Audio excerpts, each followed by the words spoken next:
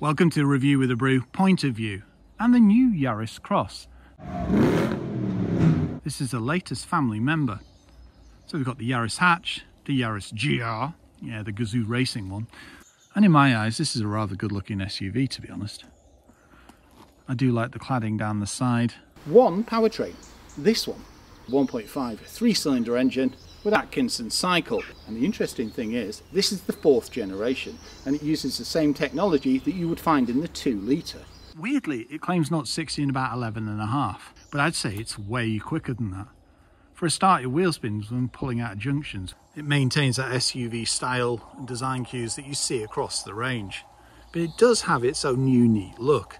It also looks a bit dragstery in my opinion. It's not got the biggest sloping roofline either. Dependent on the trim you go for, depends on what features you get. For example, you can get LED lights, high beam assist and blind spot monitoring. It's about 25mm higher than the Yaris hatch, meaning you can afford to be a little adventurous. We've got 18-inch rims, a rather quick keyless entry system and some rather striking looks. Yeah, great proportions. Now it doesn't really resemble a Yaris, but being an SUV, it does need to have a unique identity. And I think they've pulled that off, I really do. The black accents, design cues on the rear. It looks very smart and it looks very stylish. Also a 360 camera, sonar operated parking sensors and cross traffic alert. And dependent on what trim you go for, you can get things like City Pack, Advanced City Pack. If you get certain trims, say dynamic, then you'll get some of the features already in that. Best bet, check out toyota.co.uk. Let's have a look inside. Doors open nice and wide, easy to climb into. No electric seat, but you do have electronic lumbar support. And yeah, I do like this top. Dependent on trim, depends on the interior. You will find hard plastics, but equally you'll find some soft touches.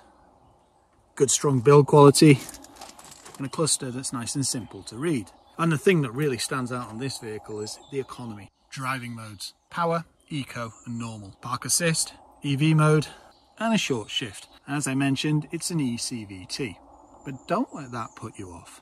Lots of dials and we've got a 9-inch HD screen. Now to the rear. Yeah, the doors don't open as wide as you'd think. The other thing is, both the front and the rear door cards are hard plastic. I expected a bit of soft touch. Not even padded areas here on the front or the rear. Comfortable seat, maybe a little upright, but it's supportive, but you don't have the most legroom.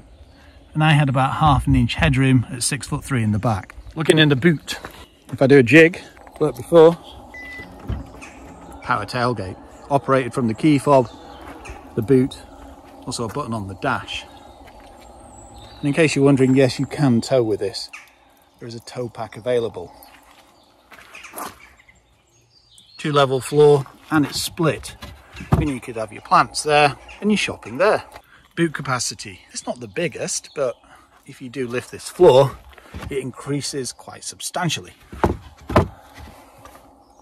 And 40/20 folding seats, meaning that folds down and provides a kind of armrest with cup holders, but you do have a massive hole into the boot. Overall, impressive SUV. A price bracket that starts at 23 grand, but you can get one for, it's around 31 for the Premier, but that has all the bells and whistles. RXL, closer to 27 grand, but we have metallic paint and the City Pack. To find out more, check out our full review.